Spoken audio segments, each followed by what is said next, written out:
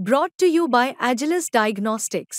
Health test की बात आती है तो मैं भरोसा करता हूँ India largest diagnostics company Agilus diagnostics. खुद को टेस्ट करते रहो।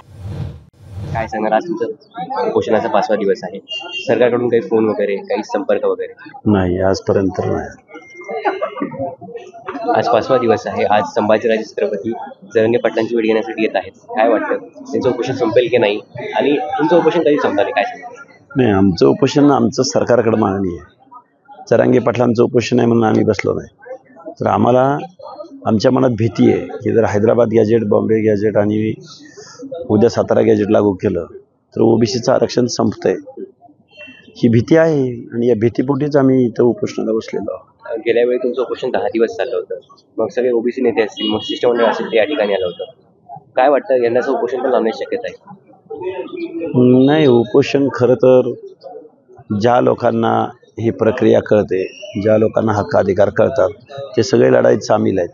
आता नेते मंडळींना निवडणुका डोळ्यासमोर आहेत, निवडणुकीच्या धामधुमीमध्ये व्यस्त असतील बिचारे, पण मतं मागायला ओबीसीकडेच येणार आहेत, त्यामुळे गाठ आमच्याशी एवढं लक्षात ठेवा।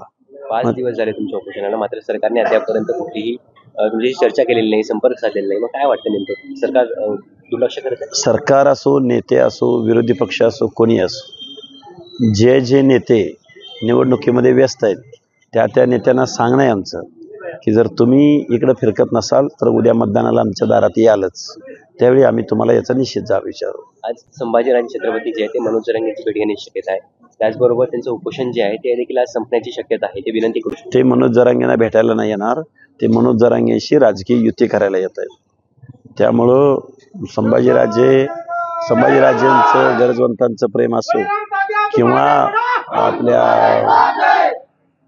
मनोज जरांगेंचा असो, हे इव्हेंट आहे, याच्यापेक्षा बाकी काही हा गरजवंताचा शोषिताचा अजिबात लढा नाही। म्हणजे राजकीय भूमिका घेण्यासाठी येतो, राजकीय भूमिका त्यांना युतीमध्ये पाहिजेत जरांगे, यासाठी येत आहेत।